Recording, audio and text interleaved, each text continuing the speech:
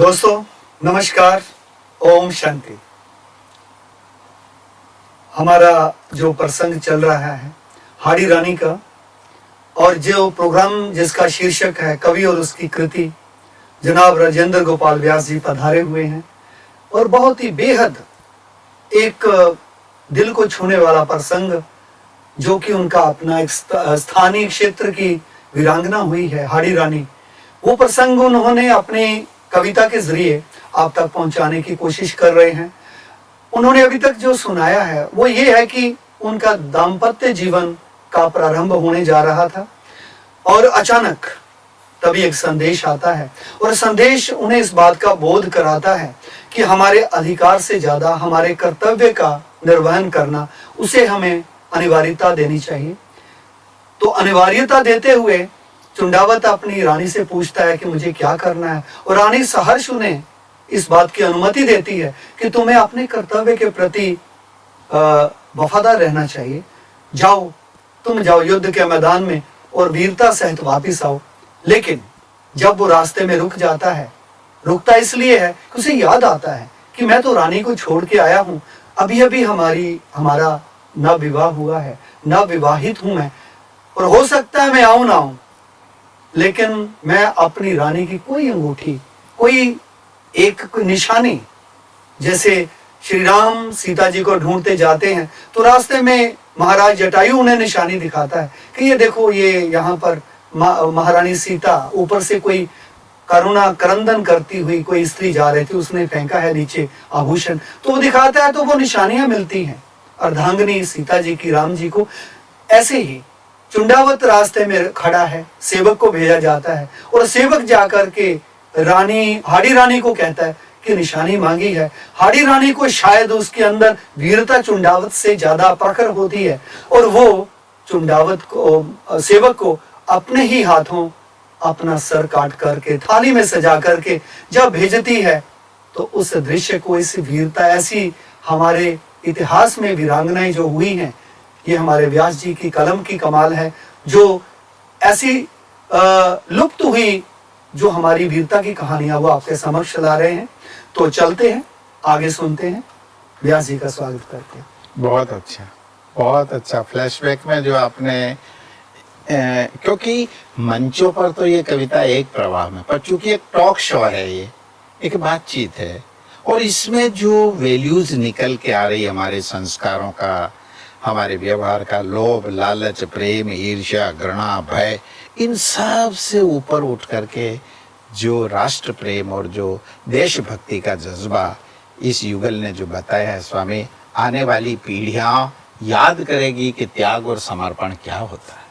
नहीं, एक बात और है जी व्यास जी, मैं इसलिए आपके अपने दर्शकों के साथ इसलिए थोड़ा सा मैंने लंबा मुखातिब हुआ हूँ जी, कोई बात नहीं, अच्छा। कारण उसका यही रहा कि मेरे मनोभाव यही कहते थे कि जैसे टीवी सीरियल में भी हम देखते हैं, तो टीवी सीरियल में जब आगामी भूमिकाएं दिखाई जाती हैं, उससे पहले एक रिकैप आता है। अच्छा, रिकैप मुझे नहीं पता। रिकैप का अर्थ होता है जी कि जो पीछे क्या घटित हुआ, गातांक, हाँ। वो इसके आगे अभी क्या होने जा रहा है। अच्छा, तो वो सब का सब उसके साथ, करके, क्योंकि कुछ नए दर्शक भी हो सकता हमारे साथ जुड़े हों। हाँ, तो उन दर्शकों का क्या कसूर कि पहले वो हमारे इस हाड़ी रानी की उस वीर गाथा को नहीं सुन सके। जी, इसलिए फ्लैशबैक में मुझे कुछ मैं आपसे क्षमा चाहूंगा। अरे नहीं, क्योंकि ये तो आपने ये तो बताना, आपने ही बताना था धर्म के लिए तो मैंने इसलिए अपने दर्शकों को ये थोड़ा सा उस वीरांगना का, उनकी वीरता का चित्रण अपने शब्दों से किया है। अब आगे चलते हैं, चलिएगा। अब कविता करुण रस की ओर आ जाएगी। श्रृंगार से शुरू हुई थी, अब कटा हुआ शीश लेके, और वीर रस तक पहुंची। सेवक आगे लेकर, अब वो हतप्रभ हो गया कि ये क्या हुआ। अब वहां उसके आप व्यवहार देखेगा कि स्तंभित रहा आज ये रावत, तो जो भी है। तो मैं थोड़ा सा अंतिम पंक्तियां लेना चाहूंगा। इसे आप तरन्नुम में नहीं कहेंगे, लेकिन अपने दर्शकों के लिए, क्योंकि ये थोड़ा सा संगम हो जाएगा उन पंक्तियों का कि चुंडावत जो था वो पीछे रानी उधर अपना सर जो था वो धड़ से अलग कर रही थी, जी। शमशीर से, तलवार से। जी। और उधर चुंडावत को, क्योंकि दिलों का संगम था, टेलीपैथी। टेलीपैथी, तो चुंडावत को पता चल गया कि कुछ अशुभ हुआ। तो लगी आंख फड़की फड़की, चुंडावत का जी घबराया, तभी कटा सिर लिए हाथ में भोचक्का सेवक आया। भोचक्का होगा ना, वो तो जो निशानी लाने वाला था वो भी तो भोचक्का हो गया कि ये निशानी ले कैसे जाऊं मैं, कटे हुए सर को मैं ढक तो दिया, लेकिन उसको तो पता ना ढका, तो वो कह रहे ये क्या दिया मुझे उसने। नहीं शब्द बोले कोई और शीघ्र थाल को दिखलाया, शीघ्र थाल को। शीघ्र थाल को, क्योंकि वो ढका हुआ था ना, तो उसने उसका अनावरण किया। हम तो मूर्तियों का अनावरण करते हैं ना भाई जी, जो ही डरते हैं कैसे हाथ ने, चुंडावत ने कैसे वो वस्त्र उठाया होगा, और क्यों कौतूहल तो रहता ना, क्या भेजा वही गिफ्ट, क्या भेजी गई। मूर्तियों का अनावरण करते हैं, शिलापट होते हैं उनका अनावरण करते हाँ, हैं। तो उसको ये कौतूहल तो रहा होगा ना कि देखिए क्या क्या निशानी भेजा है, आई। क्या भेजी। अब जब उसने उसको हटाया तो कटे सर को देख के क्या प्रतिक्रिया हुई, कविता में बात तो स्तंभित रहा आज ये रावत देखी अद्भुत सेनानी। रावत, वही चुंडावत को रावत भी कहते हैं। रावत हाँ, देखी हाँ। अद्भुत सेनानी, धन्य धन्य हो हे महारानी, गूंज उठी ऐसी वाणी। क्योंकि अन्य सेवक भी तो साथ थे ना, सेना के साथ ही तो गया था, वो तो सेनापति था ना, तो सब लोगों ने धन्य धन्य हे महारानी, गूंज उठी ऐसी वाणी। वैसे ये आप देखिए रानी हाड़ी रानी का ये उनकी सोच चुंडावत से कितनी आगे चली गई कि अगर मैं जिंदा रहती हूँ तो चुंडावत का चित्त तो मेरे में रहेगा। कुछ ना कुछ तनिक लेश मात्र भी ध्यान पीछे, अब उसने पीछे का डिलीट कर दिया, मिटा दिया। अब उसका जो पूरा फोकस युद्ध में जो है। कश्ती लंगर से बंधी हुई थी, लंगर खोल दिया, जाओ बढ़ो आगे जाओ। बढ़िया बात कही आपने कि जो कश्ती लंगर से बंधी थी, वो आसक्ति का जो तार था, आसक्ति का लंगर वो खुल गया। अब आगे यात्रा चलेगी। चलिए, तो स्तंभित रहा आज ये रावत देखी अद्भुत सेनानी, धन्य धन्य हो हे महारानी, गूंज उठी ऐसी वाणी। अब प्रतिक्रिया चुंडावत पे क्या देखेगा। गर्म हो गया रक्त नशों में, आंखों में बरसी ज्वाला, आंखों से बरसी ज्वाला, क्रोध उस समय जोश में आ गया।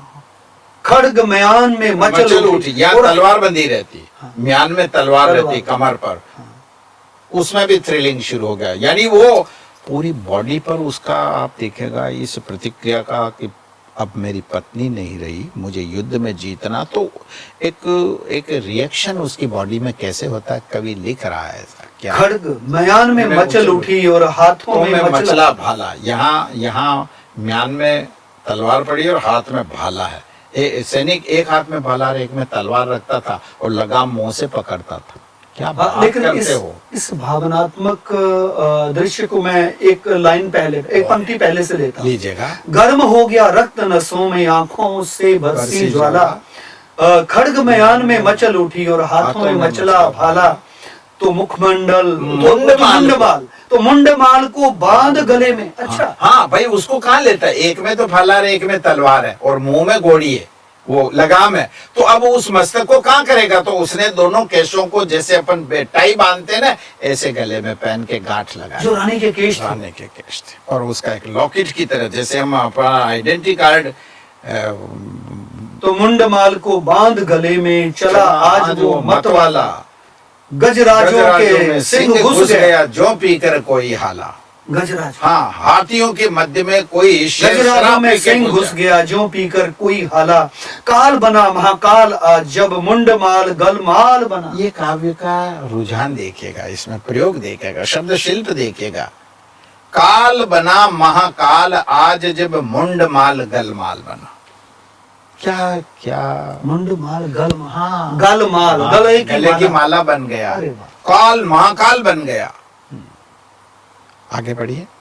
काल बना महाकाल आज जब मुंडमाल गलमाल बना, दुश्मन पत्तों जैसा कांपे, ऐसा वीर बवाल बना। मतलब हिलने लगे लोगों ने, वो दृश्य देखा दुश्मनों ने कि ये महाकाल कहां से आ रहा, जो गर्दन पहले से है, ये हमारी मुंडियों का क्या होगा। मतलब प्रतिक्रिया क्या रही, जैसे महाकाली में दिखाते हैं कि मुंडमाला पहने हुए है, शिव भी उनके कदमों में कदमों उसका में। रौद्र शांत करने के लिए शिव चरणों में आकर मुंड पड़े हैं, खप्पड़ खून से भरा हुआ है, इधर बाएं हाथ में मुंडी है, ये काली काली बन गया, ये महाकाल बन गया। चलिए, तो लड़ते लड़ते थक जाओगे तो संदेश भिजवाऊंगा। उस कटे हुए सर ने बात कही, ये देखिएगा, यह अच्छा, काव्य यहाँ का आवाज आ रही है। आती है, आत्मा की आवाज आती। उस कटे हुए सर ने धीरे से अपने प्रिय को कहा, क्या कहा, बोलिए। तो लड़ते लड़ते थक जाओगे तो संदेश भिजवाऊंगी। तुमने तो मेरे एक संदेश भिजवा दिया जो मैंने मस्तक दे दिया, हाँ। अब तुम लड़ो। अब मैं यहाँ से एक संदेश भिजवाऊंगी जो तुमको सुनना है। क्या संदेश है? तुम्हें मिलूंगी प्रियतम आगे, सेज स्वर्ग में सजाऊंगी। हाँ, मैं तो चली गई ना, मैं आगे जा रही हूँ एडवांस पार्टी के रूप में, तुम आ जाना। तुम लड़ते लड़ते जब थक जाओगे, पहले नहीं, लेकिन कर्तव्य पूरा करने के हाँ, बाद थक जाओगे तब मेरा संदेश आएगा। क्या, आगे पढ़िए। तुम्हें मिलूंगी प्रियतम आगे, सेज स्वर्ग में सजो। हमारी वो सेज तो वहीं रह गई ना, वृंदावन वाली, वो तो छूट गई। लेकिन अब मैं एडवांस पार्टी के रूप में आगे जा रही हूँ, मैं वहां स्वर्ग में तुम्हारी सैया, और वहां हमारा मिलन अरे हो। वाह। देखिएगा पंक्ति, मिलन तभी होगा अनुरागी। वहां तो रागी था, वहां तो प्रेमी था, वाह। अब ये अनुरागी। यहाँ जाकर के राधा और कृष्ण का प्रेम आया। मिलन तभी होगा अनुरागी, और खुशी तो नहीं होगी, वो तो पहली कमजोर खुशी थी, वो तो बॉडी लेवल पर और स्त्री पुरुष संबंधों पर, ये तो राष्ट्र प्रेम के लिए मिसाल था। किंतु वीर चले आओगे, ये धरती सुनी होगी, बस आ जाना तुम मेरे पास। अब धरती पर तुम जैसा अगर वीर नहीं रहेगा तो इस धरती पे कुछ नहीं, क्योंकि तुम तो मेरे पास आ जाओगे स्वर्ग में, और हम मिसाल बन जाएंगे। तभी प्रेम होगा अनुरागी और खुशी दूनी होगी, किंतु वीर चले आओगे ये धरती। क्या है? तो लड़ते लड़ते थक सुनिएगा, लड़ते लड़ते थक जाओगे, पहले नहीं, वो कटा हुआ सर कह रहा, गले में बंधा हुआ स्वर सर कह रहा, लड़ते लड़ते थक जाओगे तो संदेश भी जाऊंगी, तुम्हें मिलूंगी प्रीतम आगे, सेज स्वर्ग में सजवाऊंगी। तभी मिलन होगा अनुरागी और खुशी दूनी होगी, किंतु वीर चले आओगे ये धरती सुनी होगी, ये धरती सुनी होगी। कविता खत्म होती, इतिहास बोलते पन्नों पे जब लाल रंग छा जाता है, हाड़ी रानी के करतब पर झुका शीश उठ जाता है, हाड़ी रानी के करतब पर झुका शीश उठ जाता है। स्वामी जी, ये मेवाड़ की गाथा है। शर्मा जी, बहुत देर से आप मेरे व्यासी एक बात और है, शायद अगर इस दृश्य को किसी ने पिक्चराइज करना हो तो इतना बेहतर नहीं कर पाएगा जितना अपने शब्दों के माध्यम से हमारे दर्शकों तक इस वीरांगना की वीरता का जज्बा पहुंचाया है। क्या कहना आपका इस बारे में, क्योंकि मुझे तो दिल तक छू गई। शर्मा जी, मैंने तो इस गीत में यूं समझिएगा कि मैंने तो अपना हृदय निकाल के खत पे रख दिया। नहीं, आप, मुझे लगता है कि आप जरूर उस वीरांगना के वंशज जरूर होंगे कहीं ना कहीं, कि ये इतना नहीं तो इस शब्दों में इतना हौसला, इतना जज्बा जो शब्दों के माध्यम से आपने और सुनाया तरन्नुम में है। और देखिए, जितना जितना जज्बा ये आगे चला है, शुरू में आपने जो शब्दों की लयकारी थी वो कुछ और थी, वीरता की लयकारी कुछ और है। अब इतिहास के पन्नों में, ये इतिहास में सुनहरी अक्षरों में दर्ज हो गया। वहां आके आपकी जो आवाज का जो वेग है वो कुछ और कहता है। उस वेग के अंदर एक ये कहेंगे कि एक शीतलता आ गई, स्थिरता आ गई। आएगी, क्योंकि ये त्रिवेणी है, ये वीर, श्रृंगार और करुण रस की त्रिवेणी पर आज मैं तो आपके साथ बैठ के प्रयागराज हो गया हूँ।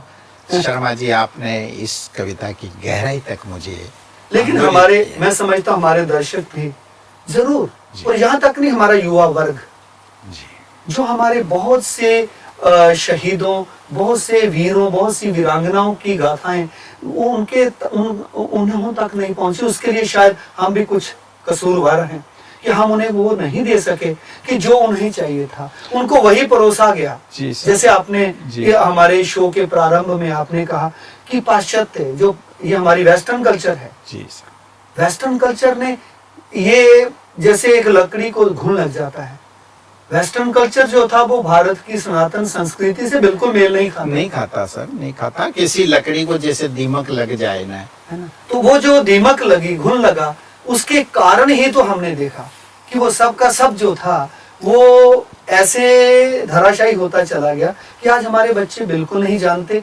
और इस कविता के माध्यम से आपने हमारे युवाओं में, हमारे दर्शकों में वीरस जगाया है, उनके अंदर फिर राष्ट्रीयता का ज्वार भाटा जरूर आया होगा।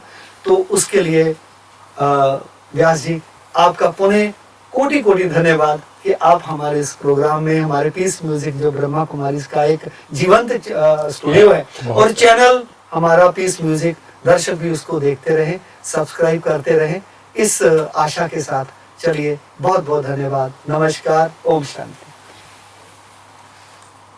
ओम शांति। शर्मा जी, आनंद आ गया। मेरी कविता धन्य हुई।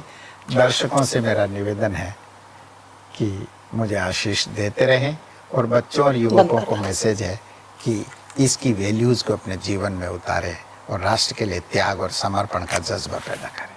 शुक्रिया। ओके।